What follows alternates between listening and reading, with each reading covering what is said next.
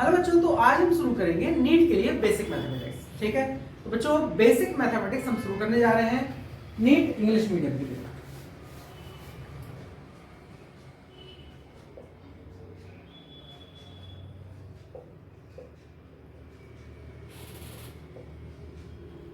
Basic mathematics, ठीक है। वैसे कारण तुम्हें भी यही पढ़ना था ना। अच्छा सुनो, बेसिक मैथमेटिक्स में देखो तीन पार्ट होते हैं। सबसे पहले ट्रिग्नोमेट्रिक फंक्शन, ट्रिग्नोमेट्रिक फंक्शंस, ठीक है। दूसरा होता है बच्चे ग्राफ्स, ठीक है। और तीसरा पार्ट आता है बच्चे डिफरेंशिएशन या डिफरेंशियल इक्वेशन, है ना।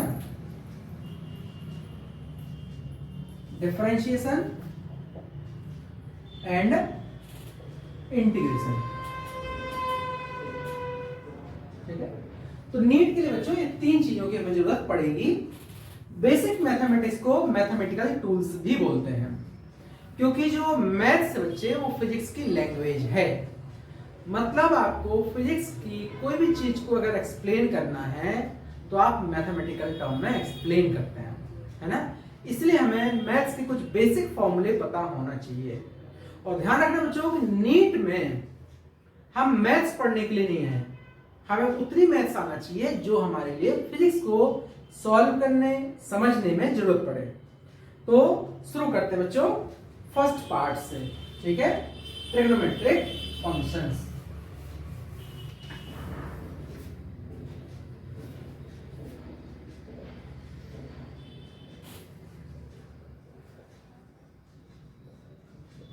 है ना।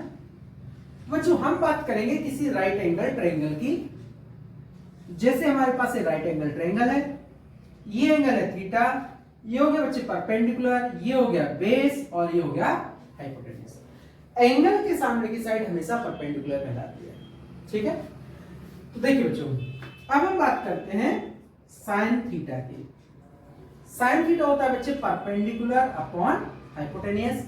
तो अगर हमारे ट्रायंगल है ए बी सी, तो यहां पे बच्चों साइन थीटा आ जाएगा परपेंडिकुलर क्या है बी सी अपॉन ए सी, ठीक है। तो ये आ गया अपना साइन थीटा, ठीक है।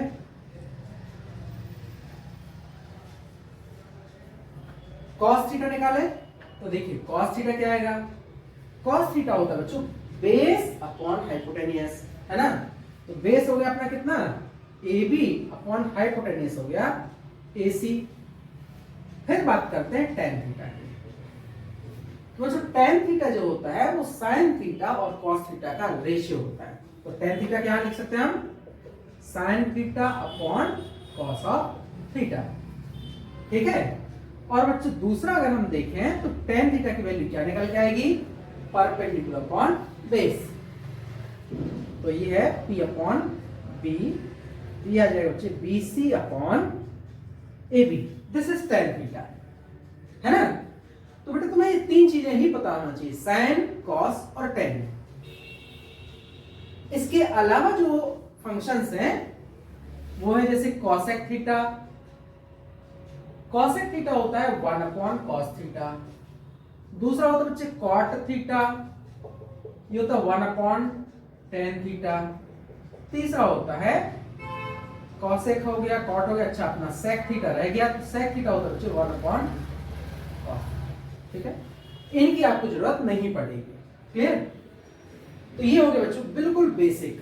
अब थोड़ा सा और आगे बढ़ते हैं।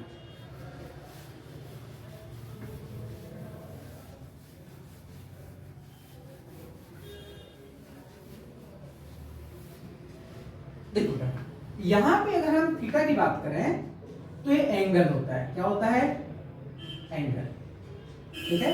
जैसे हम एक पॉइंट ले लें ओ ए बी, एक सर्कुलर आर्क है, ये यहां पर एंगल है बच्चों। इसकी वैल्यू हम x लिखते हैं और इसकी रेडियस क्या करते हैं r। बच्चों जो एंगल होता है इसकी डेफिनेशन होती है प्लेन एंगल की arc upon radius, arc upon radius. तो बच्चों थीटा इक्वल टू क्या आ जाएगा, आर्क हुआ x और रेडियस हुआ r। x अपॉन आर, ये बच्चे थीटा होता है। इफ अगर बच्चे x की वैल्यू r के बराबर हो तो थीटा का वैल्यू जो होता है वो होता है 1 रेडियन। यहां r रख दोगे तो r बाई r कट जाएगा, थीटा आ जाएगा 1 रेडियन। और रेडियन होता है बच्चे SI unit of plane angle, SI unit of plane angle. तो अभी तक जो आप लोगों ने एंगल पढ़े हैं जिसको हम नोटबुक में लिखते थे तो बच्चों वो प्लेन एंगल कहलाते हैं। ऐसा यूनिट इसकी बच्चे रेडियन होती है और प्रैक्टिकल यूनिट होती है डिग्री। प्रैक्टिकल यूनिट बेटा इसकी प्रैक्टिकल यूनिट क्या होती है? डिग्री, है ना। तो बच्चे 180 इज डिग्री। तो बच्चों 180 डिग्री इक्वल होता है पाई रेडियन, ठीक है। और यहां से हम डिग्री को रेडियन में और रेडियन को डिग्री में कन्वर्ट कर सकते हैं। जैसे 1 डिग्री इक्वल लिखेंगे तो क्या आ जाएगा? Pi by 180 radian. अब मान लो बच्चे हमें थीटा डिग्री को कन्वर्ट करना है रेडियन में, तो कितना आ जाएगा? थीटा इंटू पाई बाई 180, तो ये आ जाएगा अपना कितना? रेडियन। बेटा कभी भी डिग्री को रेडियन में कन्वर्ट करना हो तो पाई बाई 180 से मल्टीप्लाई कर दो, ठीक है। जैसे मान लो एग्जांपल लेते हैं, हमारे पास 90 डिग्री है, हमें 90 डिग्री को किस में कन्वर्ट करना है? रेडियन में। बेटा क्या आ जाएगा? 90 इंटू पाई बाई 180, तो आ जाएगा पाई बाई 2 रेडियन। तो 90 डिग्री इक्वल टू क्या हुआ? Pi by 2 radian. ये हुआ कन्वर्जन।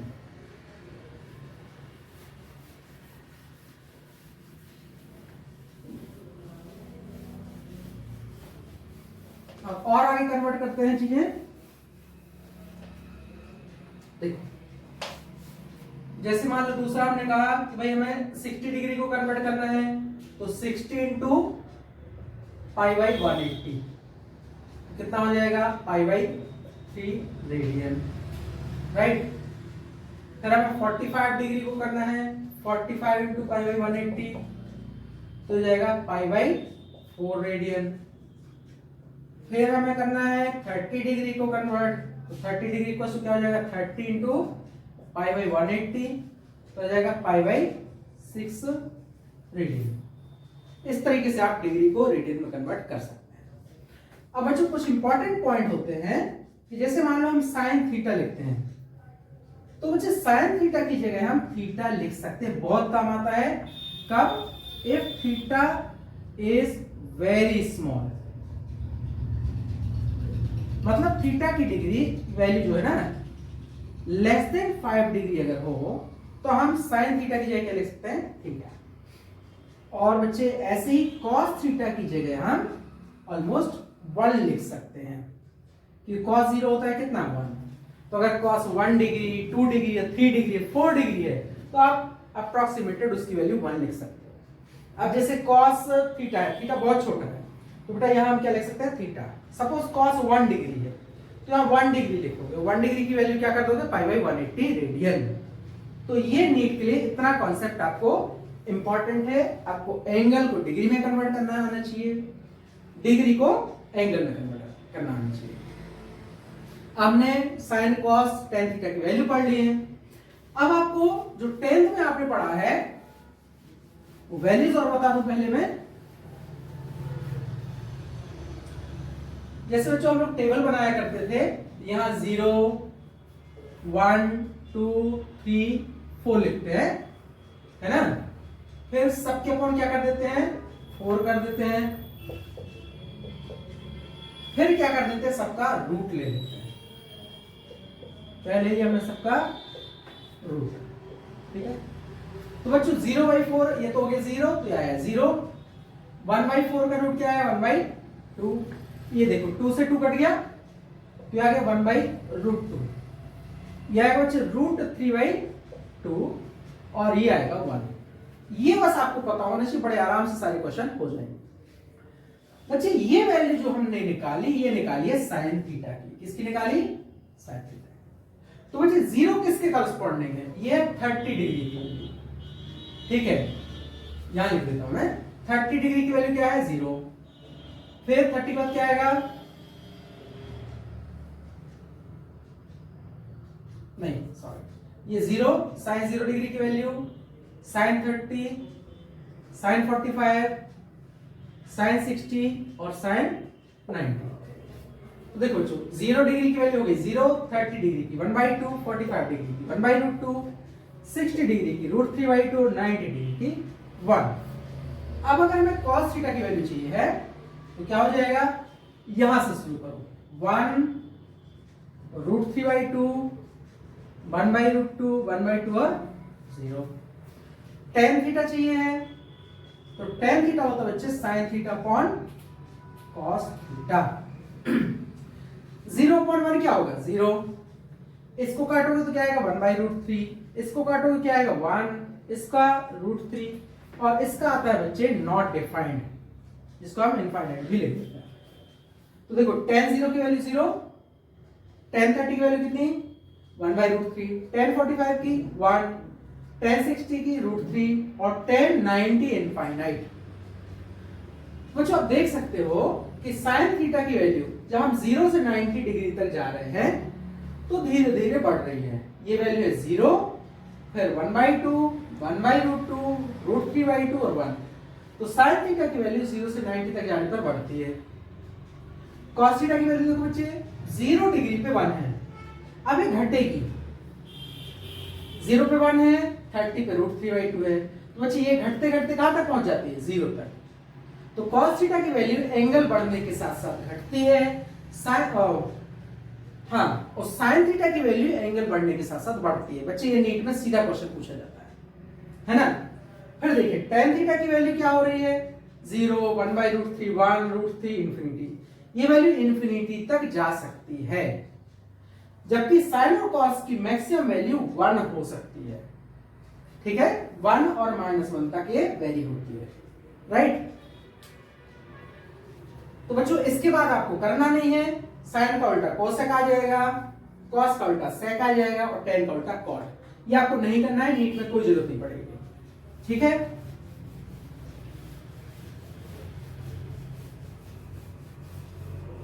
अब बच्चों कुछ स्पेसिफिक एंगल होते हैं वो बता देता हूं मैं आपको। जैसे राइट एंगल ट्रायंगल है ABC, अगर इसकी वैल्यू 3x हो, इसकी वैल्यू 4x हो और इसकी वैल्यू 5x हो, मतलब इनका रेशियो 3, 4, 5 है, तो बेटा जो 3 है सबसे छोटा नंबर है, इसके सामने का कोण एंगल ये होगा 37 डिग्री, ये होगा बच्चे 53 डिग्री, है ना, और ये 90 है।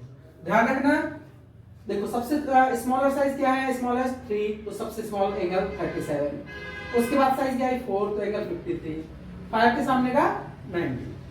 अब देखिए आप, हम अगर निकालें sin 37 की वैल्यू, sin 37 होगा perpendicular upon base 3 upon perpendicular upon hypotenuse 3/5 हो गया। cos 37 हो गया बच्चे बेस अपॉन हाइपोटेन्यूज 4/5।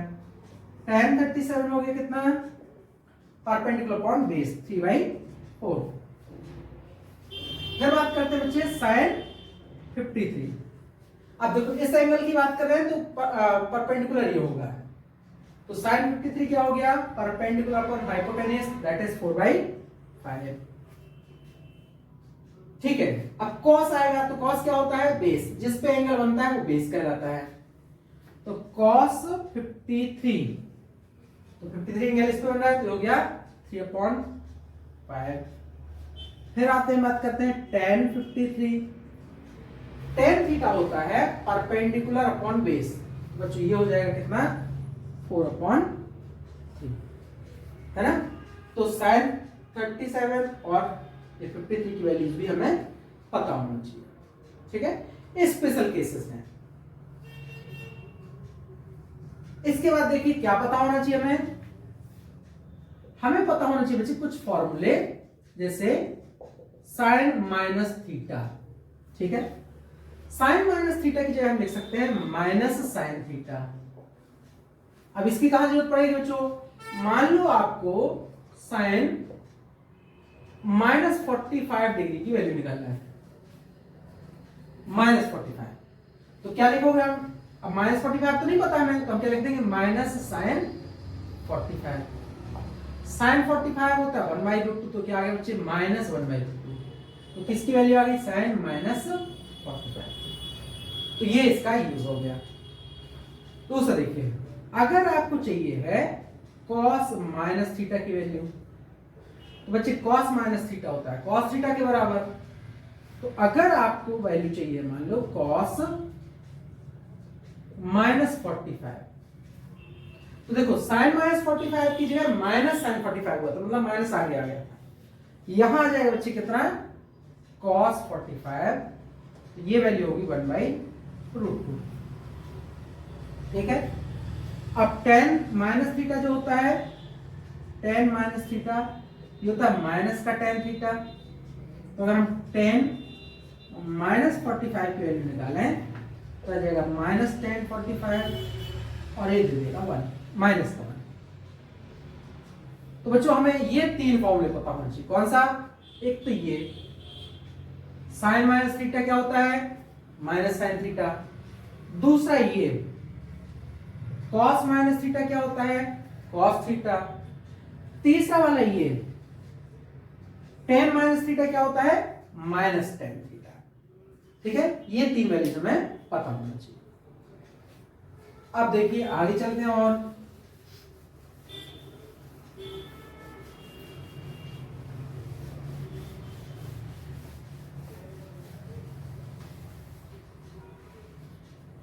देखो बच्चों, अगर हमें साइन 90 माइनस थीटा की वैल्यू निकालना हो तो साइन 90 माइनस थीटा होता है cos theta. cos 90 minus theta होता है साइन थीटा और tan 90 माइनस थीटा होता है cot थीटा। ठीक है, ये बच्चों कैसे हम याद रख सकते हैं? यहां एक ट्रिक है आपके पास। ये फर्स्ट क्वाड्रेंट होता है, सेकंड क्वाड्रेंट होता है, ये थर्ड और ये फोर्थ है ना। ये अपना एक्स एक्सिस हो गया और ये वाई एक्सिस हो गया। एंगल बच्चों हमेशा एक्स एक्सिस से एंटी क्लॉकवाइज डायरेक्शन में लिया जाता है। क्लियर? तो फर्स्ट क्वाड्रेंट में बच्चे ऑल पॉजिटिव होते हैं। यहां साइन और उसका कॉम्प्लीमेंट्री कॉसेक उसकी वैल्यू पॉजिटिव होगी। यहां tan और उसका कॉम्प्लीमेंट्री कॉट की वैल्यू पॉजिटिव होगी और यहां cos और उसके कॉम्प्लीमेंट्री के फंक्शन की वैल्यू पॉजिटिव होगी। बेटा ये कब आएगा? देखो ये है 0 से 90 तक, तो यहां वैल्यू क्या हो गई 0 से 90 तक। यहां वैल्यू क्या हो गई 90 से बड़ी है 180 से छोटी है ना, तो ये आ गया। यहां क्या आ गया 180 से 270। ये कब होगा 270 से कहां जाएगा 360। ठीक है बच्चों, जैसे हमने कहा 90 माइनस थीटा, तो ये कहां आया फर्स्ट क्वाड्रेंट में। 90 से कुछ सबट्रैक्ट करना ही आया। तो बेटा क्या होता है, अच्छा अगर ये 90 है तो इसका कॉम्प्लीमेंट्री आ जाता है। बच्चों इसके सबके फंक्शन क्या होने वाले हैं पॉजिटिव। साइन का cos हो गया, cos का साइन हो गया, tan का cot हो गया। दूसरा देखते हैं 90 प्लस थीटा, ये आपको पता होना चाहिए बच्चे। और ये आया tan 90 प्लस थीटा। तो यहां होगा क्या साइन का हो गया cos, cos का क्या हो गया साइन, tan का क्या हो गया cot थीटा। अब ध्यान रखो ये कहां गया 90 से बड़ा है, यहां गया सेकंड क्वाड्रेंट में, तो सिर्फ साइन का जो फंक्शन होगा वो पॉजिटिव होगा। मतलब 90 प्लस थीटा cos थीटा हो गया। ये क्या आ जाएगा माइनस साइन थीटा। ये क्या हो जाएगा बच्चे माइनस का cot थीटा। अब थर्ड देखो, जैसे हमने कहा साइन 180 माइनस थीटा। बच्चों अगर 90 का इवन मल्टीपल है, जैसे 180 क्या होता है इवन मल्टीपल, तो 180 और 360 में वैल्यू चेंज नहीं होती है, तो साइन का साइन ही रहेगा sine theta. cos 180 minus theta है cos थीटा और tan 180 माइनस थीटा है tan थीटा। अब देखते हैं साइन 180 माइनस थीटा मतलब यहां लाई कर रहा है, तो सिर्फ साइन का फंक्शन पॉजिटिव रहने वाला है, बाकी के नेगेटिव। तो ये तो पॉजिटिव रहेगा, ये हो जाएंगे नेगेटिव, है ना। ऐसे बच्चों आप 180 प्लस थीटा की कर सकते हैं, यहां पहुंच जाओगे, है ना, और 270 में कर सकते हैं, बट नीट के लिए इससे आगे करने की जरूरत नहीं है। क्लियर? ये चीज हमें पता होना चाहिए।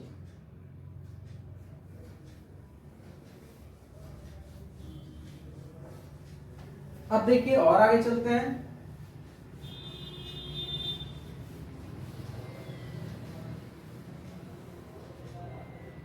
देखो जैसे बच्चों हमें साइन 2 थीटा की वैल्यू निकालना हो, तो यहां देख सकते हैं 2 साइन थीटा कॉस थीटा, है ना। कॉस 2 थीटा की वैल्यू निकालना हो तो यहां लिखा जा सकता है 2 कॉस स्क्वायर थीटा माइनस 1, या बेटा इसकी जगह लिखा जा सकता है 1 माइनस 2 साइन स्क्वायर थीटा, या लिखा जा सकता है कॉस स्क्वायर थीटा माइनस। अब एक को याद कर लो, जैसे याद कर लिया तो ये अपने आप निकल सकता है, क्योंकि cos square theta equal to 1 minus sine square theta होता है, तो ये आ जाएगा, है ना। इसके बाद देखिए ये साइन 2 थीटा कॉस 2 थीटा, है ना। फिर बच्चे हमें पता होना चाहिए साइन a प्लस बी का फॉर्मूला।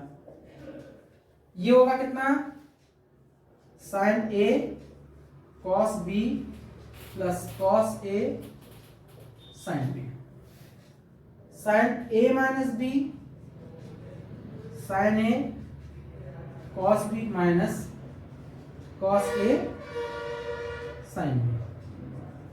अब बच्चों इसके आगे जो फॉर्मूला आता है कॉस a प्लस बी और cos a minus b, NEET में इसकी जरूरत नहीं है, ठीक है, बिल्कुल नहीं पढ़ना है। अब देखिए हाँ, यहां कई जगह आपको एक फॉर्मेट मिल सकता है कि अगर हमें मान लो साइन थीटा लिखा है तो हम इसको ऐसे भी लिख सकते हैं 2 sine theta by 2 into cos. तो ये यही फॉर्मूला है, यहां पे जो एंगल होता है राइट साइड में उसका आधा होता है, यहाँ 2 थीटा था तो यहाँ थीटा हो गया, अब अगर यहाँ थीटा है तो थीटा बाई 2। ऐसे हम क्या लिख सकते हैं, कॉस थीटा ये क्या लिख सकते हैं 2 cos square theta by 2 minus 1, है ना। तो ये चीज हमें पता होना चाहिए।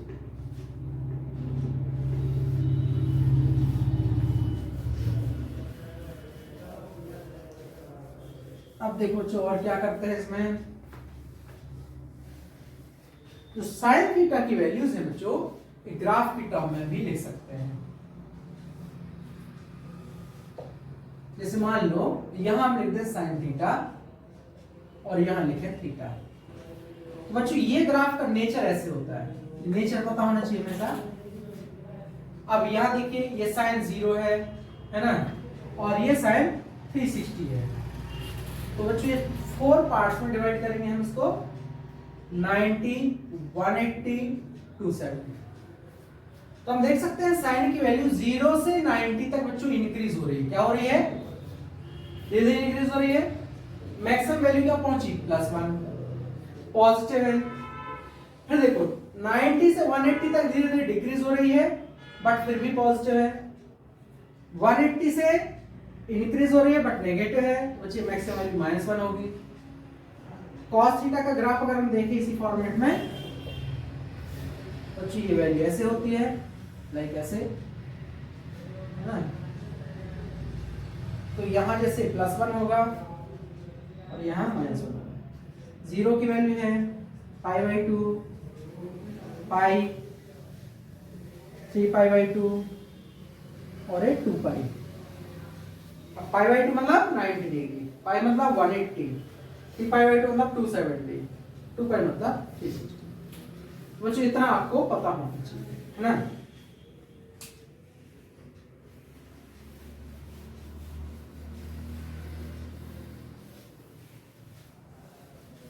हाँ बच्चों, तो देखो क्या है, अब हम आपको ये बता रहे हैं कि सेकेंड पार्ट जो इसका है ट्रिग्नोमेट्रिक फंक्शन के बाद, वो आता है अपना ग्राफ। ठीक है बच्चों, ग्राफ का सबसे ज्यादा यूज होता है फिजिक्स में, ठीक है। तो ग्राफ की आपको बेसिक इंफॉर्मेशन जरूर होना चाहिए और आपको यह पता होना चाहिए ग्राफ का यूज कैसे करेंगे, किसी भी एक इक्वेशन का ग्राफ कैसे प्लॉट करेंगे, ठीक है। तो बच्चों आज हम ग्राफ की क्वेश्चंस सॉल्व करेंगे, ठीक है।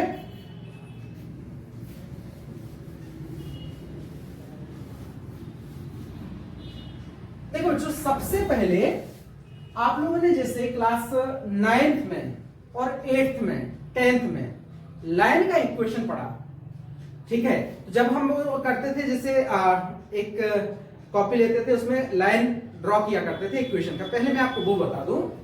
जैसे हमारे पास एक equation y = 2x, y = 2x है, तो बच्चे ये x की यहां पावर 1 है तो ये देगा हमें लाइन, पहली बात। अगर यहां पावर 1 है तो क्या मिलेगी आपको, लाइन। दूसरी बात देखो बच्चे, x की डिफरेंट वैल्यूज के लिए y की डिफरेंट वैल्यूज मिलती हैं, ठीक है। तो हम क्या करते थे, पहले यहां पे हम x लिखते थे और यहां y लिखते थे, ठीक है। फिर हम x की अलग अलग वैल्यूज पुट करते थे, जैसे x की वैल्यू 0 पुट कर दी तो y की वैल्यू क्या आ गई, 0 आ गई। x की वैल्यू 1 पुट कर दी तो y की वैल्यू कितनी आ गई, 2 आ गई। x की वैल्यू -1 पुट कर दी तो y की वैल्यू क्या आ गई, -2 आ गई।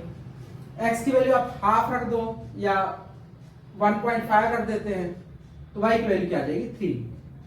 फिर बच्चों इसको हम क्या करते थे, हम x y एक्सिस पर इन पॉइंट्स को प्लॉट किया करते थे, ठीक है। जैसे एक 0 0 हो गया, 0 1 0 2 हो गया, -1 -2 हो गया, है ना। तो देखो उधर जैसे एक पॉइंट आ गया आपका 0 0, ठीक है। एक पॉइंट आया, x तो 1 है, y कितना है 2, तो इसके लिए हम क्या करें, यहां पहले इक्वल डिस्टेंस पे इंटरवल्स बना लेते हैं, ठीक है। बच्चे जैसे 1 2 3 4 5 है ना, 1 2 3 4 5, राइट। फिर बच्चे यहां पर क्या हुआ, -1 -2 -3, राइट। नीचे क्या हुआ, -1 -2 -3 एंड सो ऑन। तो बच्चों जैसे ये पहला पॉइंट है तो ये 0 0 हो गया, इसको हमने 0,0 लिखा। सेकेंड पॉइंट क्या, x 1 है और y क्या है 2। तो बच्चे देखो यहां हम एक पॉइंट रख देते थे तो ये हो गया 1,2। पहला वाला x होता है, दूसरा वाला y होता है। फिर बच्चे x -1 है, y -2 है, तो जैसे ये है, राइट। तो यहां पे एक पॉइंट आ गया -1, -2। अब कम से कम आपके पास 3 पॉइंट होना चाहिए थे, तभी हम लाइन प्लॉट करते थे, ठीक है। तो बच्चों जैसे ये लाइन देखिए, इन पॉइंट्स को ज्वाइन करने पर आपको एक लाइन मिलेगी, ठीक है। तो बेटा ये जो एंगल है ये भी हम बता सकते हैं, ठीक है। तो ये बच्चे आपको इस इक्वेशन से मिलता था। अब x की अलग अलग वैल्यूज रखने पर y की अलग अलग वैल्यूज मिलती हैं, इसलिए इसको x को बोलते थे वेरिएबल और y को बोलते हैं डिपेंडेंट या x को अपन इंडिपेंडेंट बोल सकते हैं।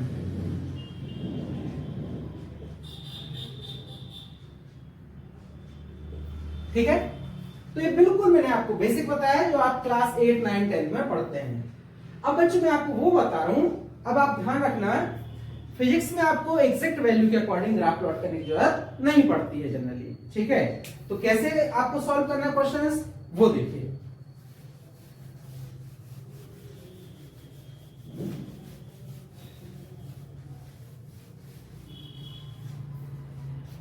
देखो बच्चों सबसे पहले हम बताते हैं लाइन, ठीक है। लाइन का बच्चे इक्वेशन होगा y = mx + c। अब देखो यहां पर इसमें m क्या कहलाता है, m कहलाता है tan थीटा। m क्या कहलाता है, tan थीटा। इसको बोलते हैं slope of line, slope of line, ठीक है। और बच्चे जो c है वो क्या, intercept on y axis. c क्या हो गया, इंटरसेप्ट ऑन y एक्सिस, ठीक है। तो बच्चे यहां देखिए m अगर पॉजिटिव है, m क्या है पॉजिटिव, तो बच्चे जो थीटा होगा, theta will be less than 90 degree, है ना। अब थीटा कहां से लेते हैं बच्चों, पॉजिटिव एक्स डायरेक्शन से एंटी क्लॉकवाइज में, है ना, राइट। और बच्चे अगर c पॉजिटिव है तो जो लाइन होगी वो y एक्सिस पर ऊपर इंटरसेक्ट करती है। कैसे करेगी ये देखिए, देखो बेटा इसका ग्राफ कैसे बनेगा। पहली बात तो अगर c नॉन जीरो है तो ये ऑरिजिन से नहीं जाएगी, ये लाइन बच्चों ऐसे कुछ जाएगी, है ना। देखिए ये हो गया अपना एंगल, ठीक है, थीटा। ये हम कहां मेजर करते हैं, एक्स एक्सिस से एंटी क्लॉकवाइज डायरेक्शन में। तो बेटा ये m पॉजिटिव है तो थीटा क्या होगा, लेस देन 90 डिग्री, है ना। ये जो टर्म है इतनी वैल्यू, जैसे o हो गया तो बेटा ये जो वैल्यू है इसको c बोलते हैं, इंटरसेप्ट, है ना। तो इस तरीके से हम इस क्वेश्चन को देख सकते हैं बच्चे, राइट। अब देखो कुछ और आगे की चीजें करते हैं बच्चों।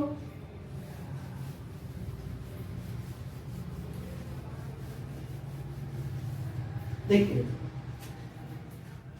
इफ c अगर बच्चे जीरो कर दें, c क्या कर दें जीरो, और m रख दें पॉजिटिव, तो यही जो इक्वेशन है अपना बन जाएगा y equals to mx format का, है ना। एग्जाम्पल जैसे बच्चे m की वैल्यू हम √3 ले लें तो देखो कैसे इक्वेशन आएगा। अगर यहां c नहीं है तो बच्चों ये ध्यान रखना कि लाइन, ये जो लाइन है ये जाएगी कहां से, ओरिजिन से, ठीक है। तो बच्चे यहां पे ये चली गई ओरिजिन से, राइट। m की वैल्यू पॉजिटिव है तो एंगल होगा लेस देन 90। यहां से हम देख सकते हैं m इक्वल टू क्या होता है, tan थीटा, और ये value √3 equal to tan theta. हम देख सकते हैं tan थीटा की वैल्यू √3 का होती है 30 डिग्री और 60 डिग्री, है ना। बच्चों ये अपने पास स्लोप आ गया। तो देखो स्लोप ऑफ लाइन क्या हुआ, लाइन tan थीटा हुआ, जिसको हम m लिखते हैं, जिसकी वैल्यू √3 है, और x एक्सिस से एंटी क्लॉकवाइज डायरेक्शन में एंगल थीटा बना रहा है, जिसकी वैल्यू क्या है 30 डिग्री। तो ये हमने बेसिक पॉइंट पढ़ा। अब देखिए बच्चों यहां स्लोप निकालने का और तरीका है। जैसे आप इस लाइन पे कोई भी दो पॉइंट ले लो, एनी 2 पॉइंट्स, ये अपना x एक्सिस है और ये y एक्सिस है। तो बच्चे ये वैल्यू हो गई y1, ये वैल्यू हो गई y2, ये वैल्यू x1 और ये वैल्यू x2, है ना। अब देखो क्या होगा, अगर हम यहां एक ट्रायंगल बनाएं ABC, बच्चों अगर ये थीटा है तो ये भी क्या होगा, थीटा होगा। तो tan थीटा इक्वल्स टू अगर हम लिखें tan थीटा, मैंने कल बताया था formula, tan theta equals to क्या होता है, परपेंडिकुलर अपॉन बेस। बच्चे परपेंडिकुलर क्या हुआ, थीटा के सामने वाला एंगल क्या होता है, वो साइड परपेंडिकुलर, और जिससे एंगल बनता है वो क्या कहलाता है, बेस। तो ये आएगा बच्चे AB अपॉन BC। तो tan थीटा आ जाएगा अपने पास कितना। हाँ अब देखो बच्चों इसको और समझना, जैसे y2 जो लिखा है इसका मतलब यहां से यहां तक की डिस्टेंस y2 है, y1 जो लिखा है इसका मतलब यहां से यहां तक की डिस्टेंस y1 है। अपन को चाहिए AB, तो AB कितना होगा, y2 में से y1 को सब्ट्रैक्ट करना पड़ेगा। तो बच्चे AB कितना आएगा, y2 माइनस y1। और ऐसे बच्चों देखो अगर ये x2 है इसका कोऑर्डिनेट और इसका x1 है, तो इसका मतलब हुआ ये वैल्यू यहां तक x2 है, ये वैल्यू यहां तक x1 है। तो बच्चों ये क्या आ जाएगा, x2 माइनस x1। तो tan थीटा आ जाएगा delta y upon delta x। देखो बच्चों ध्यान रखना ये कहलाता है चेंज, है ना, ये सबसे ज्यादा यूज होता है। अब अगर ये पॉइंट बहुत पास पास होते है ना बच्चे, if delta x tends to 0, मतलब इनके बीच का जो गैप वो बहुत कम है, देन तब हम tan थीटा इक्वल्स टू लिख सकते हैं बच्चे dy अपॉन dx। ठीक है बच्चों, उस केस में जो स्लोप आएगा वो आएगा tan थीटा की वैल्यू dy अपॉन dx। यहां से क्वेश्चन फ्रेम होना शुरू होता है। ठीक है, तो कभी भी आपको स्लोप निकालना हो तो ये पैटर्न हम फॉलो कर सकते हैं। ठीक,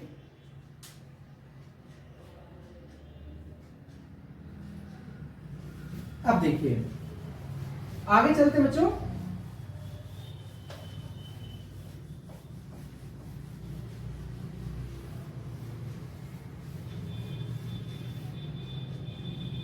सेकेंड में बना रहा हूं, जैसे मैं y इक्वल टू -√3x ले लेता, तो बेटा यहां जो स्लोप है लाइन का क्या है, -√3, दैट इज नेगेटिव, है ना।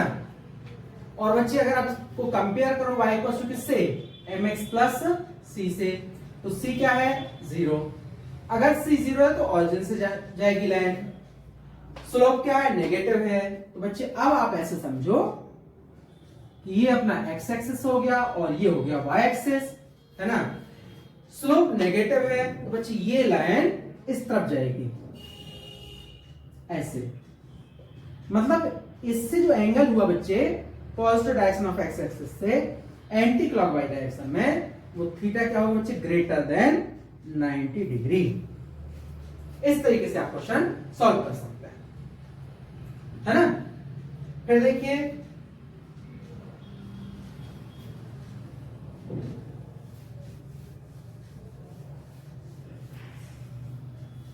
अगर हम एक क्वेश्चन ले लें कि y इक्वल टू -√3x और +2, तो अब आप इसमें क्या करेंगे, आप देखेंगे कि जो स्लोप है m वो है नेगेटिव और जो इंटरसेप्ट है c वो है 2 पॉजिटिव।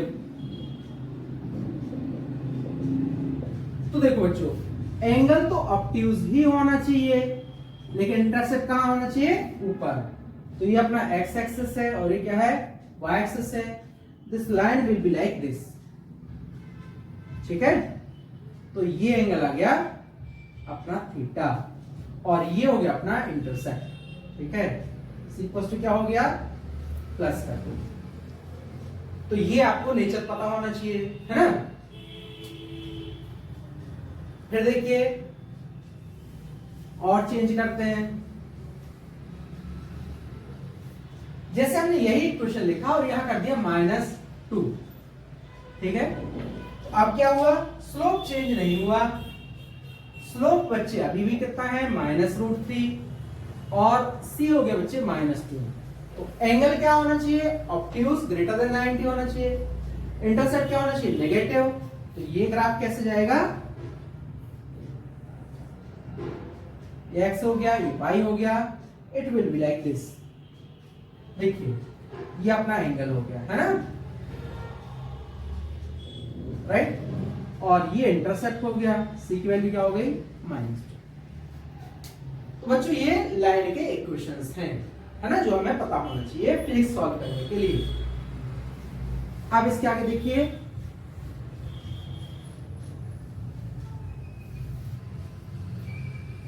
अगर बच्चों आपको y equal to x square का ग्राफ प्लॉट करना पड़े, y equal to x square का ग्राफ प्लॉट करना पड़े तो क्या होगा, है ना।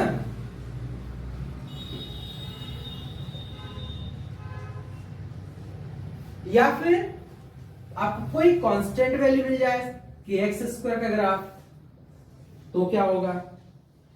अब बच्चों इस टाइप का ग्राफ जो आपको जरूरत पड़ेगी फिजिक्स में, वो स्प्रिंग की एनर्जी निकालने के लिए जरूरत पड़ती है, उसका ग्राफ प्लॉट करना पड़ता है, या एक्सिलरेटेड मोशन हो तब आपको इस टाइप का इक्वेशन की जरूरत पड़ती है, ठीक है।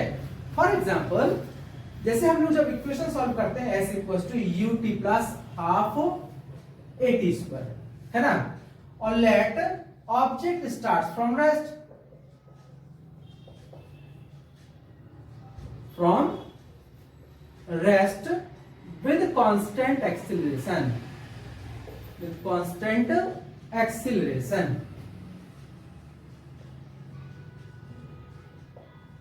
तो बच्चे क्या हो गया, u तो हो गया 0, ये s इक्वल टू क्या आ गया हाफ at स्क्वायर।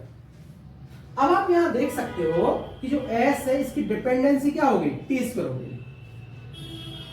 तो जो s यहां पे डिपेंडेंट वेरिएबल हो गया, टी अपना अलग अलग वैल्यूज पुट करना पड़ेंगे एंड आपको ग्राफ मिलेगा। तो बच्चों ये जो आपको ग्राफ देता है ये देता है पैराबोलिक ग्राफ। क्या होता है बच्चे, पैराबोला। ठीक है, अब यहां पर देखिए ये जो है इस फॉर्मेट में बच्चों यही सबसे ज्यादा यूजफुल होता है। यहां मैंने लिखा x और यहां लिखा y। अगर x स्क्वायर की टर्म है तो y एक्सिस के अबाउट सिमेट्रिक होगा।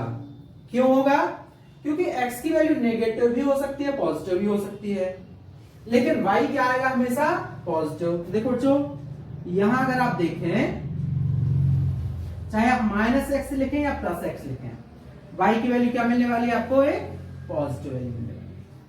तो बच्चों ये इसका पैराबोला का ग्राफ होगा। तो क्वाड्रेटिक इक्वेशन के ग्राफ प्लॉट करना आपको आना चाहिए। फिर देखिए अब इसमें देखिए, इसमें भी बच्चे हमें स्लोप की जरूरत पड़ती है। ठीक है,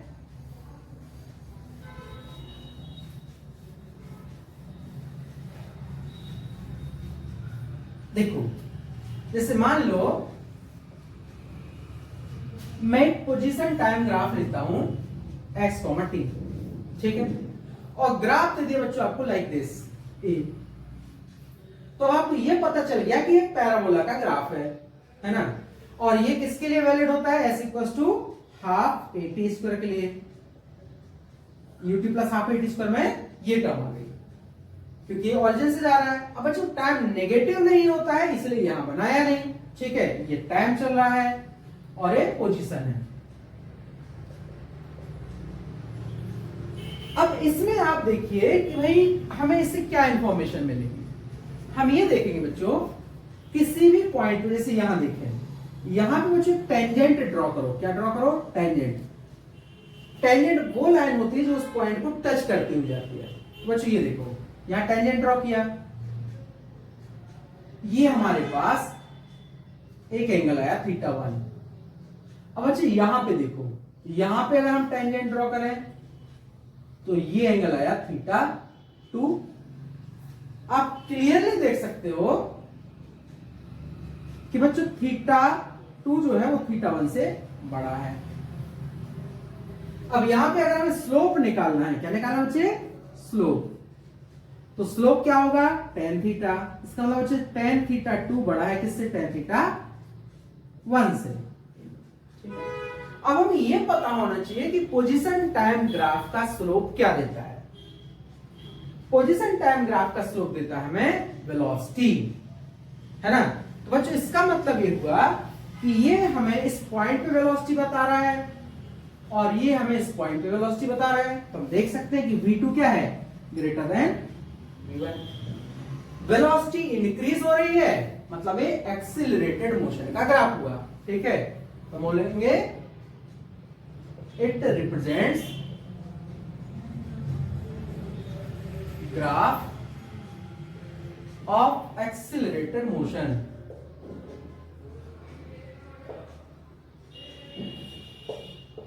it represents graph of accelerated motion.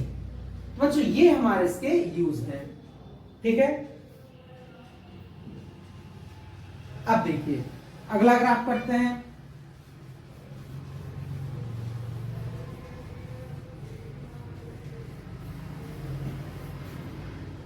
देखो बच्चों, मैं आपको एक लाइन का और पॉइंट बताऊं पहले, कि जैसे मान लो आपको पोटेंशियल एनर्जी ऑफ स्प्रिंग अगर हमें ये लिखना हो तो बच्चों ये होती है U इक्वल टू हाफ के एक्स स्क्वायर। के यहां पे बच्चों कांस्टेंट होता है, इसको हम स्प्रिंग कांस्टेंट बोलते हैं। और जो x है, x क्या है, x है बच्चे चेंज इन लेंथ या डिफॉर्मेशन लिख लेते हैं उसको। क्या लिख लेते हैं, डिफॉर्मेशन। x है बच्चों यहां पे डिफॉर्मेशन। तो डिफॉर्मेशन बच्चे एलोंगेशन भी हो सकता है या कंप्रेशन भी हो सकता है। तो अब आप यहां देख सकते हो कि हमें पोटेंशियल एनर्जी की डिपेंडेंसी x पे दी गई है। और बच्चों आपको क्या करना है, ग्राफ प्लॉट करना है ना। तो देखिए यूज आ गया ग्राफ का कि नहीं आ गया। अब क्या करेंगे हम यहां देख सकते हैं,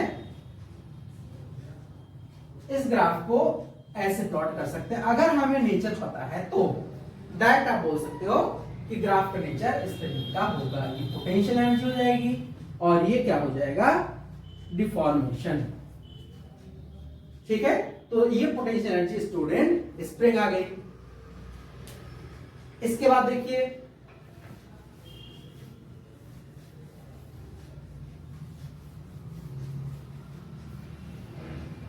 फिर बच्चों कुछ आपको इंफॉर्मेशन होना चाहिए एक्सपोनेंशियल ग्राफ की। ठीक है, एक्सपोनेंशियल ग्राफ में क्या होता है, जैसे y equals to e to the power x का ग्राफ या e टू पावर कोई a इंटू x का ग्राफ है। ठीक है, इसका हमें बेसिक नॉलेज जरूर होना चाहिए। तो अगर ये a पॉजिटिव है बेटा, इसका एक्सपोनेंशियली इंक्रीज होता है, ये वैल्यू क्या होगी, एक्सपोनेंशियली इंक्रीज। और अगर मान लो a नेगेटिव है तो वैल्यू क्या होती है, एक्सपोनेंशियली डिक्रीज। तो बेसिकली ये पॉइंट जो एक्सपोनेंट का ग्राफ है, ये नीट वाले बच्चों को जरूरत नहीं पड़ती है। ठीक है, बट थोड़ा सा नॉलेज होना चाहिए, क्योंकि पहले जैसे रेडियोएक्टिविटी वगैरह आती थी, तो रेडियोएक्टिविटी में जब हम पढ़ते थे, रेडियोएक्टिविटी में डिसइंटीग्रेशन तब इसकी जरूरत पड़ती थी। या कैप्स्टन की बात करें तो कैप्स्टन बच्चे इसकी जरूरत पड़ती है जब हम पढ़ते हैं ग्राफ किसका, चार्जिंग एंड डिस्चार्जिंग का। ठीक है, तब आपको एक्सपोनेंट की जरूरत पड़ती है। आप ये समझ सकते हैं कि एक्सपोनेंट एक वैल्यू होती है, कांस्टेंट है, यूलर्स कांस्टेंट बोलते हैं। इसकी value equal to 2 point something होती है, 2.37। तो यहां अगर 2.37 रखें और यहां पावर अलग अलग रखेंगे तो y की वैल्यू अलग अलग तरीके से इंक्रीज होती है। अब यहां मान लो x की वैल्यू आपने 0 रख दी, क्या रखते हैं हम, x इक्वल टू 0 और a की वैल्यू ले रहा हूं मैं 1। बच्चों y इक्वल टू क्या हो जाएगा, e to the power 0 that is 1। बस इतना पता होना चाहिए तो आप नेचर डिफाइन कर लोगे। अब बच्चों अगर मान लो y x की वैल्यू हम माइनस इंफिनिटी रखें तो y इक्वल टू क्या हो जाएगा, e to power minus infinity, that is बच्चों ये होगा टेंड्स टू 0, है ना। अब इसका नेचर क्या होगा बच्चों, it's nature will be like this, ऐसे। ये वैल्यू आ गई अपनी 1, माइनस इंफिनिटी पे 0 जा रहा है और प्लस इंफिनिटी रखोगे तो ऐसे बढ़ता जाएगा। ये हो गया e to the power x का graph, y equals to e to power x का ग्राफ, है ना। अब देखिए अगर हम प्लॉट करें e to the power minus x का ग्राफ तो क्या होगा,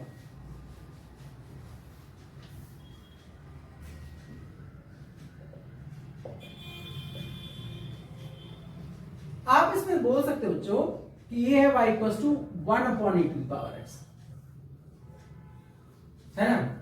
तो अगर आप पुट कर देते हैं x इक्वल्स टू 0 तो y इक्वल्स टू क्या मिल जाएगा, 1 अपॉन पावर 0, 1 ही मिल जाएगा। और अगर x को पुट करते हैं हम इंफिनिटी, क्या पुट कर दें, इंफिनिटी, तो y इक्वल्स टू क्या हो गया, 1 upon infinity, that is y tends to 0। तो बच्चों ये जो ग्राफ होगा ये कैसे जाएगा, देखो यहां तो कोई वैल्यू 1 है, y की वैल्यू क्या है 1, और जब हम इंफिनिटी की तरफ जा रहे हैं तो y की वैल्यू क्या हो रही है 0। और अगर मान लो आप माइनस की टर्म में वैल्यू रखो तो ये इंक्रीज होगी, तो इसका नेचर क्या हो जाएगा, it will be like this, है ना। देखिए ये y इक्वल्स टू 1 के लिए वैल्यू मिल गई, जब आपने x इंफिनिटी रखा तो ये कहां जा रहा है, 0 की तरफ जा रहा है, और यहां कोई भी नेगेटिव वैल्यू रखोगे तो y की वैल्यू बढ़ती जाएगी। तो बच्चों बेसिकली आप जब रेडियोएक्टिव डिके पढ़ते हो तो रेडियोएक्टिव डिके में एक ग्राफ होता है number of undecayed element versus time का, तो it will be like this, ऐसे ग्राफ होता है। तो ये ग्राफ यहीं से आता है, ठीक है, इसीलिए हमें ये चीज पता होना चाहिए, राइट। और कैपेसिटर का चार्जिंग डिस्चार्जिंग का ग्राफ भी इसी से बनता है।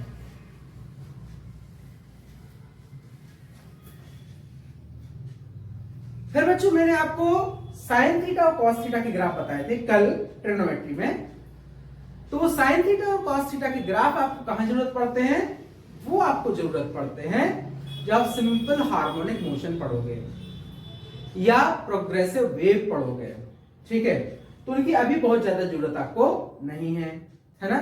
तो आपको ध्यान रखना है कि हमें क्या पता होना चाहिए नीट लेवल पे। एक तो लाइन के ग्राफ पता होना चाहिए, ठीक है। दूसरा हमें पैराबोलिक ग्राफ पता होना चाहिए, ठीक है। अगर एक्सपोनेंशियल का ग्राफ पता है तो भी ठीक है, और नहीं पता तो भी कोई प्रॉब्लम नहीं जाएगी, क्वेश्चन नहीं छूटेगा आपका, ठीक है। लॉग का ग्राफ नहीं पता है कोई प्रॉब्लम नहीं, क्वेश्चन नहीं छूटेगा, है ना। अब कुछ लोग आपको पढ़ाते हैं जैसे मान लो सर्कल का, ठीक है। तो अच्छा सर्कल का ग्राफ हो सकता है, एलिप्स का ग्राफ हो सकता है, पर उसका बहुत ज्यादा यूज नहीं है ना। सर्कल का बेसिक इक्वेशन देखते हैं। जैसे बच्चों हम सर्कल की बात करें तो सर्कल का इक्वेशन होता है बच्चे x square plus y square equals to r square, या इसी को ए स्क्वायर लिख दिया जाता है, जहां ए क्या है बच्चे? रेडियस। तो ये आएगा like this x comma y, but it is less important, है ना। इसी को आप ऐसे लिख देते हो x square upon a square plus y square upon a square equals to 1, है ना। इसकी जरूरत नहीं है। ये बच्चे स्पेशल केस होती है किसकी? एलिप्स की। किसकी केस होती है? स्पेशल एलिप्स की, है ना। एलिप्स का इक्वेशन होता है x square upon a square plus y square upon b square. वो मैं आपको थोड़ा सा बता रहा हूं, है ना।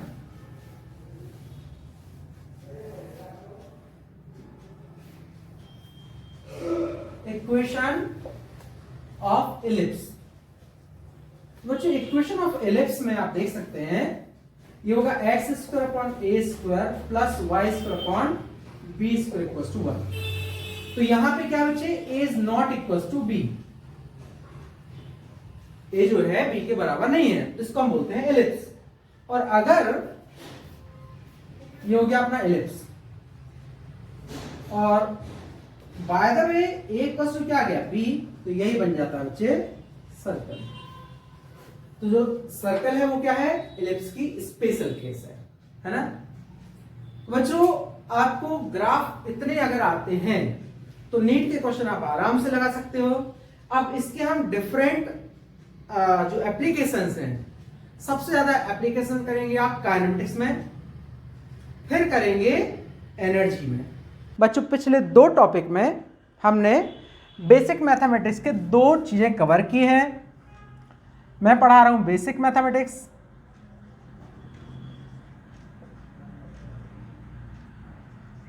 ठीक है, इसको अपन मैथमेटिकल टूल्स भी बोलते हैं।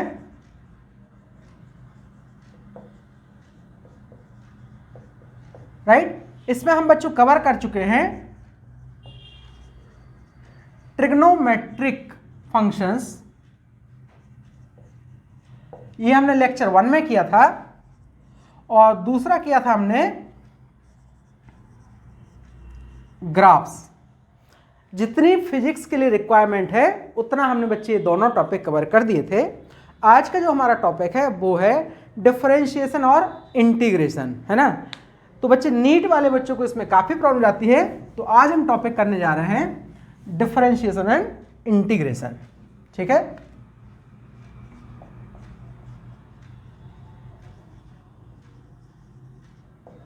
डिफरेंशिएशन बच्चे, डिफरेंशिएशन का मतलब होता है किसी क्वांटिटी को बहुत छोटे छोटे भागों में तोड़ लेना है, स्मॉल पार्ट्स में डिवाइड कर लेना, ठीक है। कहाँ इसकी जरूरत पड़ती है समझ लो। जैसे मान लो बच्चे ग्राफ है हमारे पास, सपोज को ये ग्राफ है, राइट, यहाँ y है और यहाँ x है। तो बच्चे y x का फंक्शन है ना।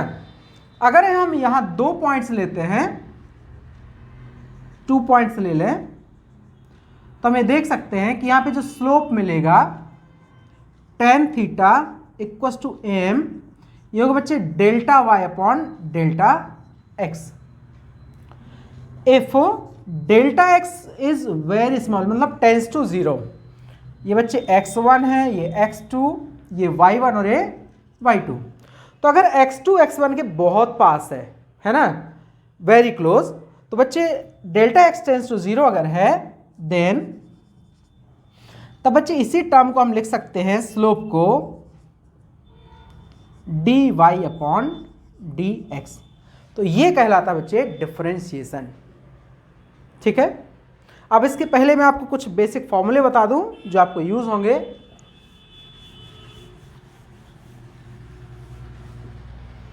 देखिए, सबसे पहला फॉर्मूला होता है d upon d x, x to the power n। यहां n कोई भी नंबर हो सकता है, ये होता है बच्चे n x to the power n minus 1। इसका एप्लीकेशन देखते हैं। जैसे मान लो इफ y इक्वल टू बच्चे x टू द पावर 3 है, आपको पूछा गया find dy upon dx। y x का फंक्शन है, तो y का डिफरेंशिएशन x के रिस्पेक्ट में होगा। तो इसको हम लिख सकते हैं dy upon d x equal to d upon d x, और यहाँ आ जाएगा x टू द पावर 3। तो यहाँ क्या होना है, पावर आगे आना है और इसमें से 1 सब्ट्रैक्ट होना है। तो आ जाएगा 3x to the power 3 minus 1, that is 3x square. This will be result of x to the power 3। ठीक है, सेकंड देखिए बच्चों, इफ अगर मान लो y equal to x to the power minus 1/3 है ना, आपको क्या फाइंड करना है, फाइंड करना है dy अपॉन dx। तो क्या हो जाएगा इसका, हम लिखेंगे d अपॉन dx। ठीक है, y की वैल्यू पुट कर देंगे x to the power minus 1/3। Power को आगे लाना है और उसमें से 1 को सब्ट्रैक्ट करना है, तो ये हो जाएगा minus 1/3 x to the power minus 1/3 minus 1, so minus 1/3 x to the power minus 4/3। ये हमारा रिजल्ट आ जाएगा। ठीक है, अब देखिए,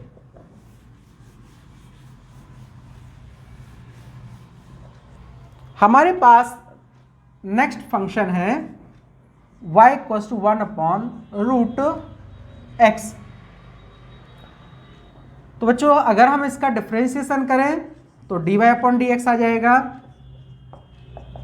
d अपॉन डी एक्स, इसको लिखा जा सकता है x to the power minus 1/2। तो ये देगा हमें माइनस 1/2 माइनस 1/2 माइनस 1, तो यह x टू पावर माइनस 3/2। ठीक है, ये हमारा फाइनल रिजल्ट होगा। अब आप इसको थोड़ा सा और मैं और आगे बढ़ा रहा हूं। जैसे मैंने इसको लिख दिया 2, ये 1/2 का है। ठीक है, पहले अलग से लिख देता हूं मैं।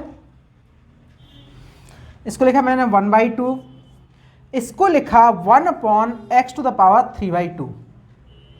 ठीक है, तो बच्चों इसी को ऐसे लिखा जा सकता है minus 1/2 1 upon x cube root x cube.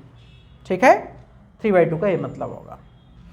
तो ये इस तरीके से हम इसको सॉल्व कर सकते हैं।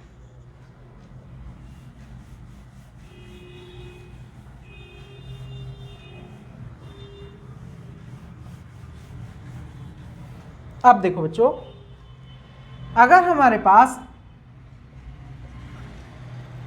2 या 2 से ज्यादा टर्म्स हो तब क्या होगा, है ना।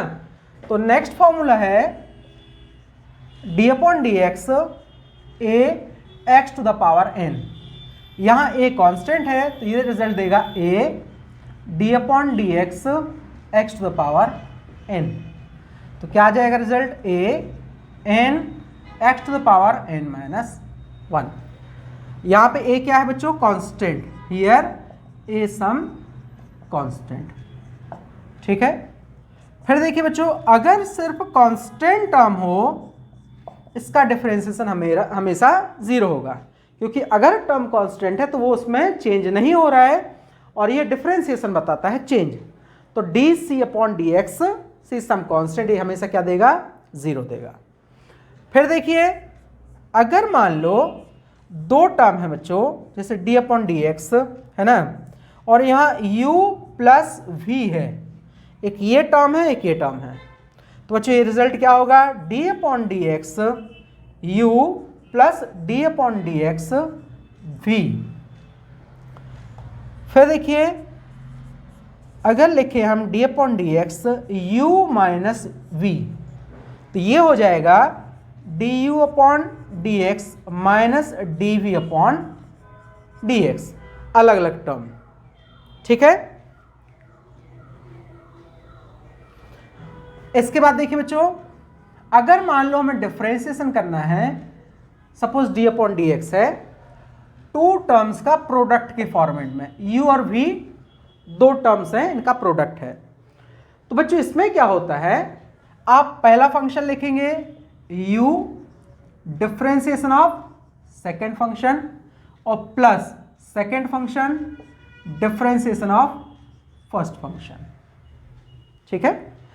कुछ लोग इसको ऐसे भी लिख देते हैं, u v का जो डिफरेंशिएशन है ये होता है u v dash plus v u dash, वही चीज है बच्चों। डैश कैसे हो कर रहा है, डिफरेंशिएशन। ये कहलाता है बच्चे प्रोडक्ट रूल। ऊपर वाला क्या है, प्रोडक्ट रूल। फिर मैं लिखा रहा हूं division rule, division rule. Division rule में बच्चों क्या याद रखना है कि जैसे डिफरेंशिएशन करना हो किसका, u अपॉन v, दो टर्म का है ना, तो ये क्या होता है, डिनोमिनेटर का स्क्वायर, डिनोमिनेटर का स्क्वायर, फिर denominator differentiation of numerator minus numerator differentiation of denominator. ये मैंने शॉर्ट में लिख दिया आपको। अगर फॉर एग्जांपल आप ऐसे लिखते डी अपॉन डी एक्स और टर्म होती यू अपॉन वी, तो ये लिखा जाता वी का square v differentiation of u minus u differentiation of v. ठीक है। फिर आता है बच्चों चेन रूल। क्या आता है, चेन रूल। चेन रूल मैं डिटेल में समझाऊंगा। इसमें बच्चों ये याद रखना है कि d y upon d x को आप एक नई टर्म में लिख सकते हो, जैसे d y upon d t into d t upon d x. ये कहलाता है बच्चों चेन रूल। तो अगर इतना आपको आता है, डिफरेंशिएशन में इतने फॉर्मूले आते हैं, it is more than sufficient. ठीक है। अब इसकी थोड़ी सी प्रैक्टिस करते हैं।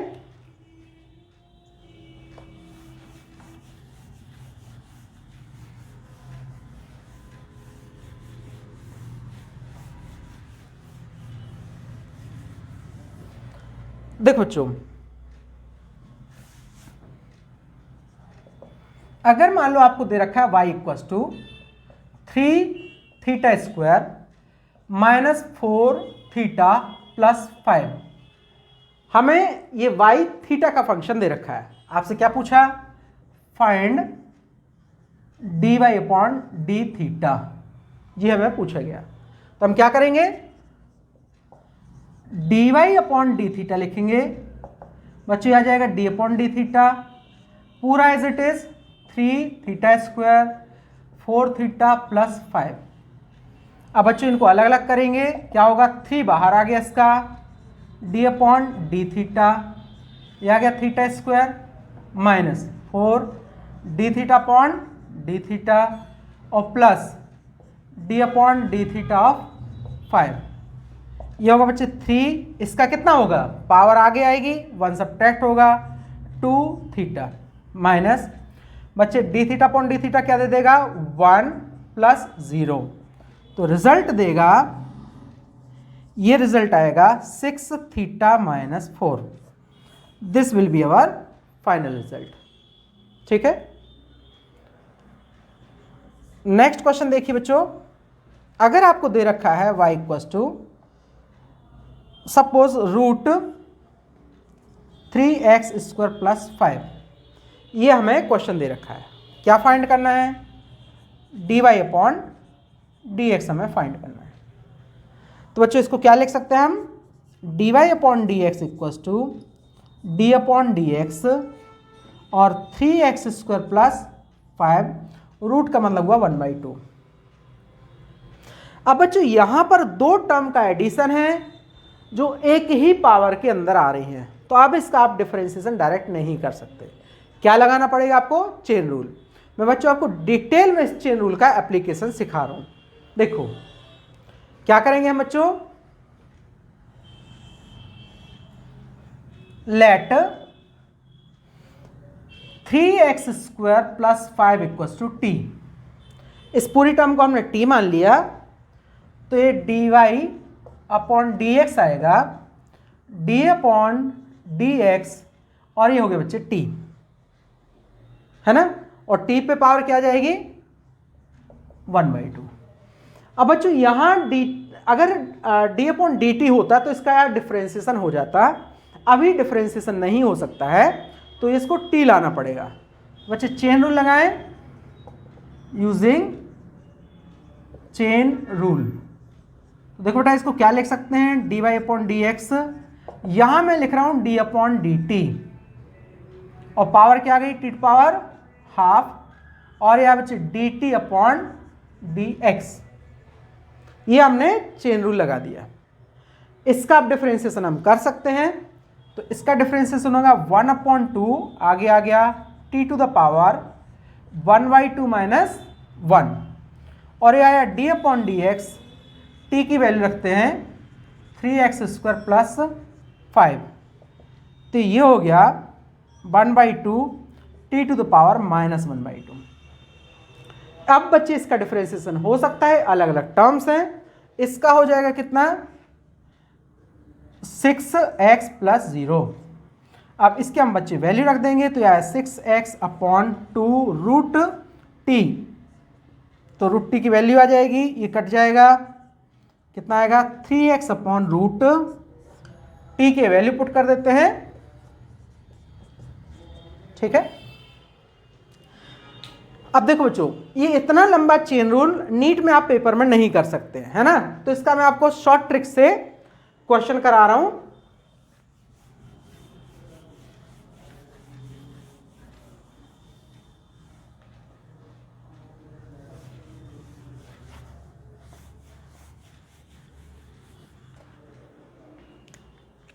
देखिए इफ y इक्वल टू बच्चों आपको दे रखा हो 3x square plus 5x plus 4, power दे देते हैं 3, फाइंड करना है आपको dy अपॉन dx।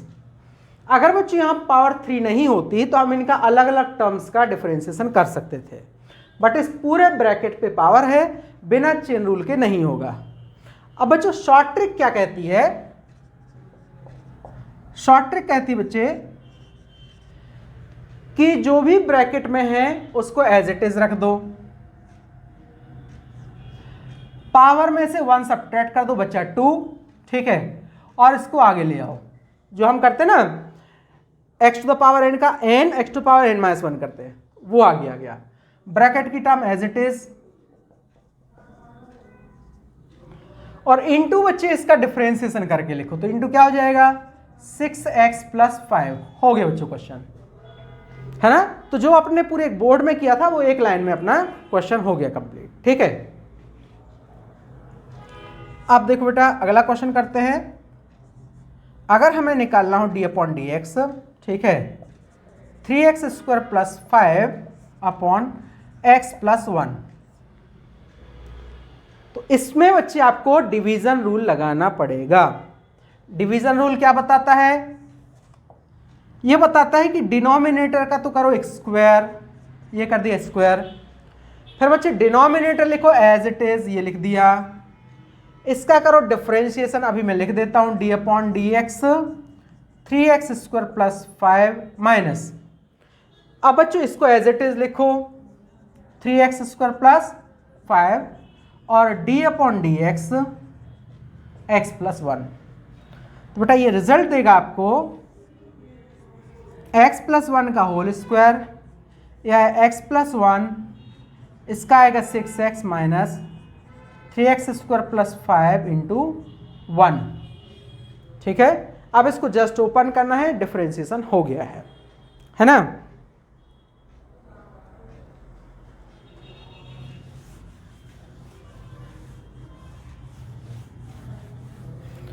अब देखिए बच्चों, एक क्वेश्चन में आपको प्रोडक्ट रूल का बताता हूं। जैसे डी अपॉन डी एक्स आपको करना होता 3x square plus 2 into 2x plus 1। एक तरीका तो यह है कि इसको पहले ओपन करो प्रोडक्ट करके फिर डिफरेंशिएशन करो। दूसरा तरीका क्या है, इसको फर्स्ट फंक्शन इसको सेकंड फंक्शन मानो। तो बेटा हमारे पास क्या फॉर्मूला है कि u डॉट v का डैश हो तो क्या होता है u v dash plus u dash v, या आप u डैश भी कर दो प्लस u v डैश, कोई फर्क नहीं पड़ता बिकॉज यहाँ एडिशन है। ठीक है, तो बच्चों जैसे मान लो मैं इसको सॉल्व करूंगा तो पहले मैंने इसको एज इट इज लिख दिया, इसका डिफरेंशिएशन क्या हुआ 2 प्लस, अब इसका डिफरेंशिएशन किया कितना आया 6x, इसका हो गया 0, ये एज इट इज, ये हो गया बच्चों। ठीक है, तो प्रोडक्ट रूल के क्वेश्चन हम इस तरीके से कर सकते हैं। अब देखिए बच्चों, कुछ और फॉर्मूले में लिखा रहा हूं, जैसे d अपॉन डी थीटा हो बच्चे, यहाँ साइन थीटा हो तो हम क्या लिख सकते हैं, यहाँ कॉस थीटा है। या तो मैं ऐसा लिखा हो d upon d x sine a x, a क्या है बच्चों कोई कांस्टेंट, तो देखो कांस्टेंट की एक कॉपी बाहर आएगी, ये चेन रूल से आता है, आपको पूरा चेन रूल करने की जरूरत नहीं है। ठीक है, आप क्या याद करो रखो, किस कांस्टेंट की एक कॉपी बाहर आएगी, तो क्या होगा बेटा a और ये हो जाएगा कॉस ए एक्स, है ना। फिर d upon d x cos a x, cos का होता है माइनस साइन, तो minus a sine a x. ठीक है, फिर आएगा बच्चों d upon d x tan a x, इसका क्या आ जाएगा a sec square a x, है ना। अब देखिए, अब मैं आपको एक क्वेश्चन दे रहा हूं, जैसे आपको करना है d अपॉन डी एक्स और sine of 2x square plus 5, है ना, इसका डिफरेंशिएशन करना है। तो देखो बच्चों कैसे डिफरेंशिएशन होता कैसे है, हम यहाँ बच्चे चेन रूल लगाते हैं, हम लिख देंगे d अपॉन डी टी, इसको हमने t मान लिया तो हुआ साइन t और डिफरेंशिएशन t की वैल्यू रख दो। ये बच्चे एक्चुअली चेन रूल से आता है ना। तो साइन का क्या होता है कॉस t, इसका डिफरेंशिएशन आया 4x प्लस 0, तो रिजल्ट आया गया 4x cos 2x square plus 5। अब बच्चों ये भी टाइम कंज्यूमिंग है, इसका भी शॉर्ट तरीके से करें हम, है ना। जैसे हमें करना हो d अपॉन डी एक्स और हमारे पास रिजल्ट हो sine 3x square plus 5x minus 4, ये हमें करना है। तो बच्चों हम क्या करेंगे, हमें पता है साइन का कॉस होता है, लिख दो, क्या आ जाएगा cos a as it is लिखो 3x square plus 5x minus 4, हो गया। अब बेटा इसका करना है डिफरेंशिएशन, तो क्या हो जाएगा 6x प्लस 5, राइट। तो बच्चे रिजल्ट क्या हो गया 6x प्लस 5 और यह cos of 3x square plus 5x minus 4। तो ये बच्चों आपको डिफरेंशिएशन हो गया, इससे ज़्यादा डिफरेंशिएशन आता नहीं है ना, तो आपको इससे ज़्यादा डिफरेंशिएशन करने की कोई ज़रूरत नहीं है। साइन कॉस टेन का डिफरेंशिएशन आना चाहिए, और एक टर्म हो सकती है, एक दो फॉर्मूले और मैं लिखा देता हूं, जैसे differentiation of e to the power x, ये वही होता है।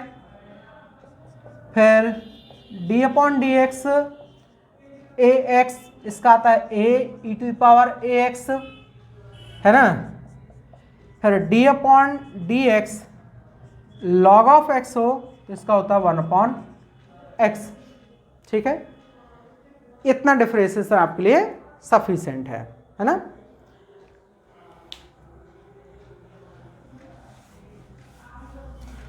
अब देखो बच्चों, अब मैंने आपको एक क्वेश्चन दे दिया कि y equals to 2 sine root 3x का डिफरेंशिएशन करो। आपको फाइंड करना है dy अपॉन dx। क्या हो जाएगा, देखो बच्चों शॉर्ट ट्रिक से करेंगे। d अपॉन dx किसका करना है, 2 साइन रूट 3x का। 2 कांस्टेंट बाहर कर दो, साइन का क्या होता है कॉस, एज इट इज लिख दिया। फिर बच्चे इसका डिफरेंशिएशन करो, किसका, 3x टू द पावर 1/2 का, है ना। कितना आ जाएगा, 2 कॉस रूट 3x, और ये क्या देगा बच्चे, 3/2 x टू द पावर -1/2, है ना। तो ये 2 से 2 कट गया, कितना आ गया, 3 कॉस रूट 3x, और ये आ जाएगा नीचे, है ना। तो बच्चे इस तरीके से आप डिफरेंशिएशन कर सकते हैं। अब पढ़ते हैं बच्चों आगे इंटीग्रेशन, ठीक है। क्या पढ़ते हैं, इंटीग्रेशन।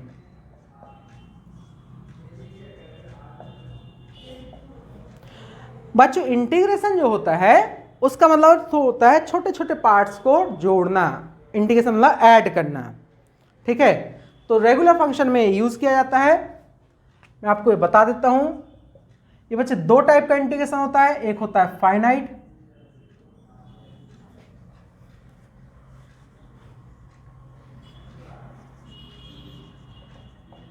डेफिनाइट, और दूसरा होता है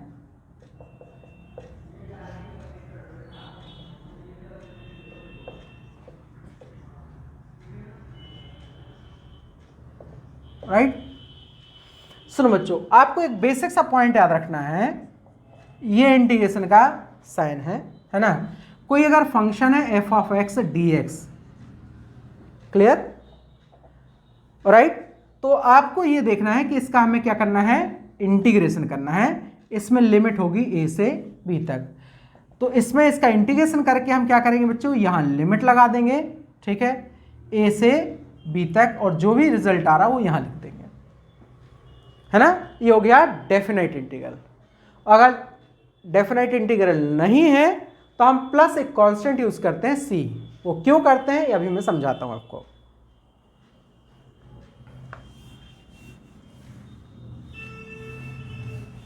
देखो बच्चों, जैसे मान लो एक मैं छोटा सा क्वेश्चन देता हूं आपको।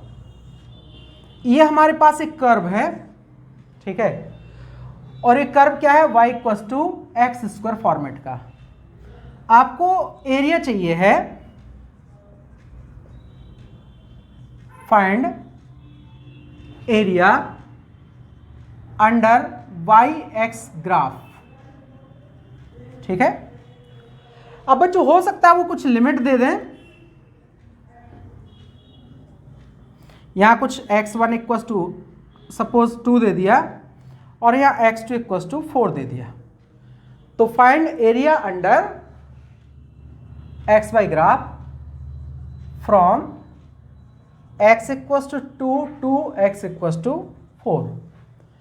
ये एक्चुअली बेसिक यूज है इंटीग्रेशन का। तो बेटा इस टाइप के क्वेश्चन करने के लिए हम क्या करते हैं, बेसिक सी मैथ्स फॉलो करेंगे। एक हल्का सा स्ट्रिप ले लेंगे, ये वाला स्ट्रिप, है ना, क्योंकि यहां से हमें यहां तक का एरिया चाहिए। तो एक छोटी सी स्ट्रिप लेंगे जिसकी हाइट क्या होगी किसी इंस्टेंट पे y, और एक थिकनेस क्या होगी बच्चे dx। तो एरिया ऑफ द स्ट्रिप क्या हो गया, ये हो बच्चे dA equals to y into dx, है ना।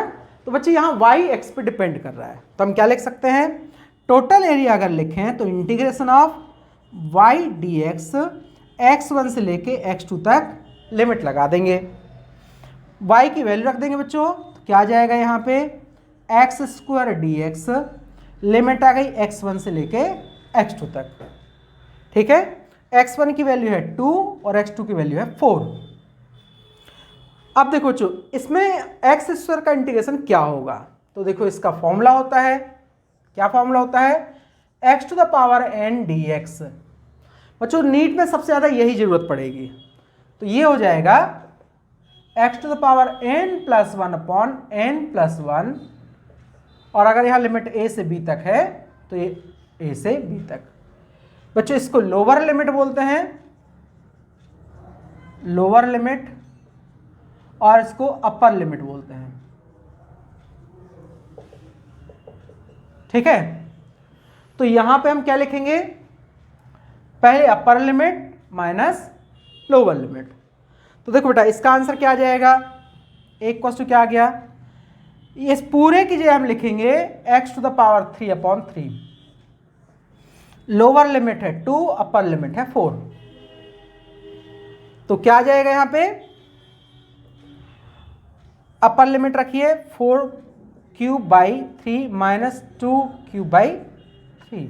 अब इसको सॉल्व किया जा सकता है ना, कितना आ जाएगा ये 64/3 माइनस 8/3, तो 56/3। तो बच्चों ये एक्चुअल एप्लीकेशन है इंटीग्रेशन का। ठीक है, बट ऐसा क्वेश्चन बच्चों नीट में नहीं पूछा जाता है ना।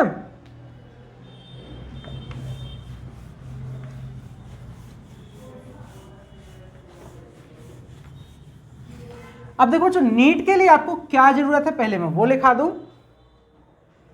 देखिए सबसे पहले formula x to the power n dx का, तो हो जाएगा कितना,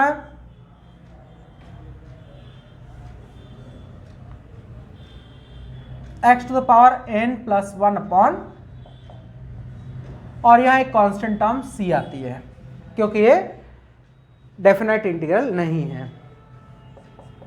अगर हम लिखें x to the power n dx limit a से b तक है, तो हो जाएगा x power n plus 1 a to b। तो बच्चे आ जाएगा क्या, b n प्लस 1 है ही, या n plus 1 minus a n plus 1 upon n plus 1, upper limit minus lower limit यहां हम करेंगे। नेक्स्ट देखिए बच्चों, अगर हम इंटीग्रेशन करते हैं sine of theta d theta का, तो साइन थीटा का इंटीग्रेशन होता है माइनस कॉस थीटा। ये आपके लिए जरूरत है, अब मैं बार बार कॉन्स्टेंट सी नहीं लगा रहा हूं, है ना। फिर कॉस थीटा डी थीटा का, इसका होता है साइन थीटा, है ना। फिर इसके बाद आता है बच्चों, जैसे अब आपको टेन की जरूरत नहीं है ना, e to the power x है, इसका बच्चों e to the power x ही होगा। फिर देखिए अगर आपको इंटीग्रेशन निकालना है किसका, साइन ऑफ ax dx का, साइन ऑफ ax dx का, तो बच्चों हमें पता है साइन का कॉस होता है, तो ये माइनस कॉस ax, अब एक कांस्टेंट की कॉपी नीचे आएगी अपॉन a, ऐसे क्या हो जाएगा cos ax dx, यह कितना है साइन ax अपॉन a। तो देखिए e to the power ax का क्या हो जाएगा, e to power ax upon a। बच्चों ये नेगेटिव पॉजिटिव कुछ भी हो सकता है ना। ऐसे होता बच्चों dx अपॉन x, इसका होगा log ऑफ x। ठीक है, फिर बेटा एक पर्टिकुलर डिफरेंशिएशन मैं आपको दिखा देता हूं इंटीग्रेशन। जैसे मान लो dx अपॉन एक्स स्क्वायर का इंटीग्रेशन करना है, तो लॉजिकली बच्चे क्या हुआ, ये आ गया, इसके हम क्या लिख सकते हैं, हम लिख सकते हैं x to the power -2 1 upon -2 1, तो ये रिजल्ट देगा हमें x to the power -1 upon, तो बेटा आप सीधा याद रख सकते हो कि dx अपॉन एक्स स्क्वायर की जो वैल्यू होती है -1 अपॉन एक्स होती है। ठीक है, इससे ज़्यादा इंटीग्रेशन करने की आपको कोई ज़रूरत नहीं है नीट के लिए।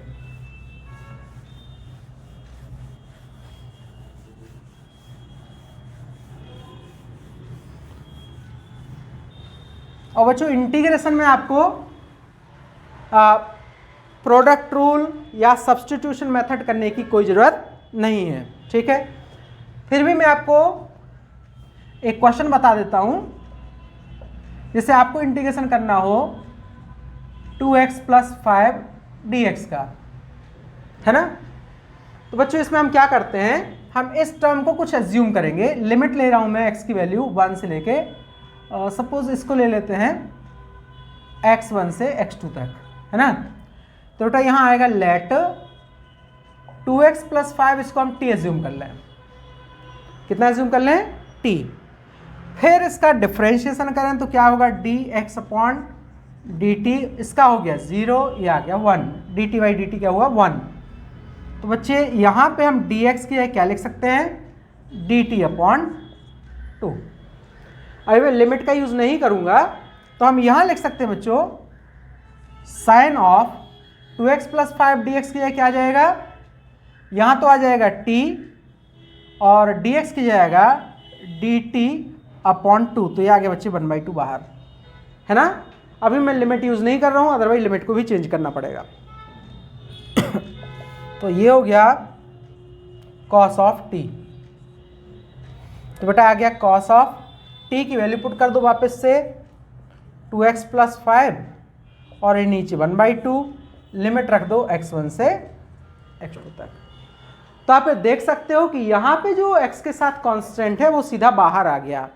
तो इंटीग्रेशन में आपको ये सब करने की जरूरत नहीं है, x के साथ जो कांस्टेंट है उसको नीचे ले आना बस। ठीक है, तो बच्चों आई होप आप लोग को ये इंटीग्रेशन डिफरेंशिएशन समझ में आया होगा। तो बेटा अगर आप लोग को इतनी मैथमेटिक्स नीट में आती है सॉल्व करना, तो नीट का कोई भी क्वेश्चन आपसे नहीं छूटेगा मैथमेटिकली। ठीक है, एक क्वेश्चन और मैं आपको करके दिखा रहा हूं, जहां पे आपको यह समझ में आएगा कि हमें इंटीग्रेशन और डिफरेंशिएशन का फिजिक्स में कैसे यूज करने की जरूरत पड़ेगी। ठीक है,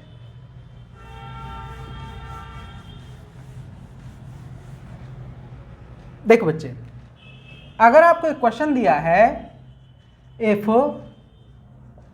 position of an object is given by x equals to 2t square plus 5t plus 3 metre. आपसे पूछा गया find number 1 velocity, number 2 acceleration, है ना। कब, किसी भी इंस्टेंट पर at t equals to 1 second. तो बेटा जब वेलोसिटी और एक्सीलरेशन पूछा गया है, यहाँ x टाइम का फंक्शन है, इसका मतलब आपसे पूछा गया इंस्टेंटेनियस, है ना। तो बेटा ये डिफरेंशिएशन से आएगा, तो हम क्या कर देंगे, हम v निकालेंगे dx upon dt, v equals to क्या हो गया d अपॉन dt, ये वैल्यू उठा के रख देंगे 2t square plus 5t plus 3, इसका डिफरेंशिएशन कर देंगे तो v आ जाएगा 4t प्लस 5। बच्चों वेलोसिटी फंक्शन ऑफ टाइम आ गया, t की वैल्यू 1 पुट कर दो तो वेलोसिटी आ जाएगी 9 मीटर पर सेकेंड। ठीक है,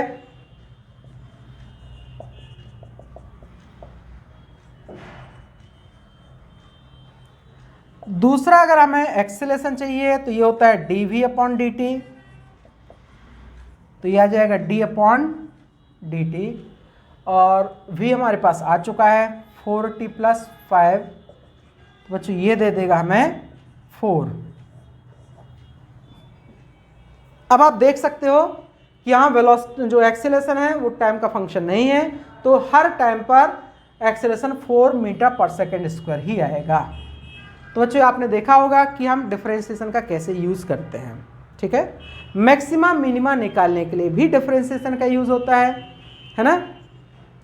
ऐसे ही अगर आपको एक्सेलरेशन दिया जाए, वेलोसिटी निकालना हो तो इंटीग्रेशन करेंगे, वेलोसिटी निकालना हो दिया हो और आपको डिस्प्लेसमेंट निकालना हो तो इंटीग्रेशन करेंगे। तो बच्चों ये सब काइनेमेटिक्स का पार्ट है, तो इसको हम डिटेल में कहाँ पढ़ेंगे, काइनेमेटिक्स में, ठीक है। तो बच्चों इस टॉपिक के साथ आपका बेसिक मैथमेटिक्स कंप्लीट हो जाता है। ओके बच्चों, तो नेक्स्ट क्लास में मिलेंगे, ठीक है। थैंक यू बच्चों।